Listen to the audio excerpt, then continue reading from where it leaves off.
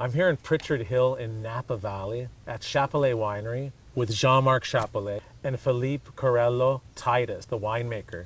What do you guys think of the 2008 vintage in general? Everyone's always talking about 2007. What about 8?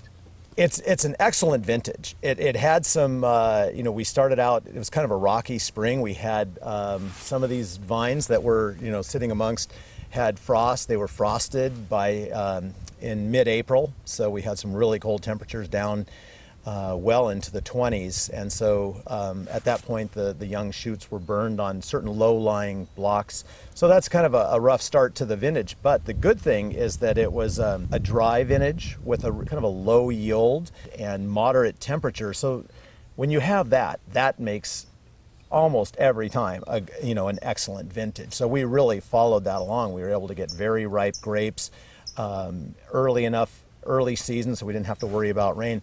And we've got conditions up here that allow us to ripen well.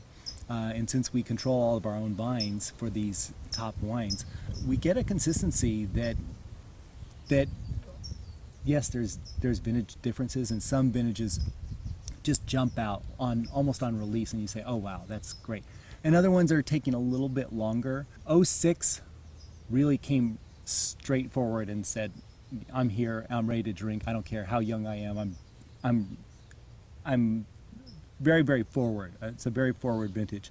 07 was a great big brawny wine.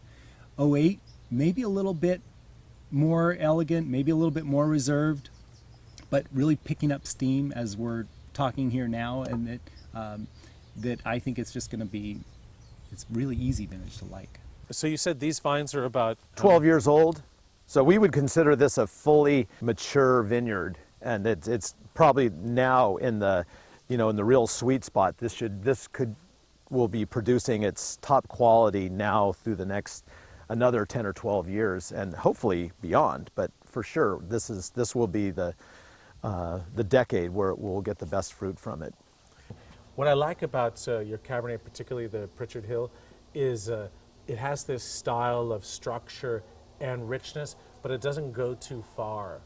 Other people are really pushing the limits. Sometimes I think they go too far with too much alcohol, too much fruit, too much everything. Well, what we've done with the Pritchard Hill and all the Cabernets we make here is we've just evolved our own style. We've found what works in our vineyards and how the best way is to ferment the grapes and what type of oak to use. So it may be something that works for us that doesn't work for somebody else, but it's something we know anecdotally and through tasting and analysis, and so we're very comfortable with what we're doing here. We're constantly striking out in new directions to see if we can make things even better.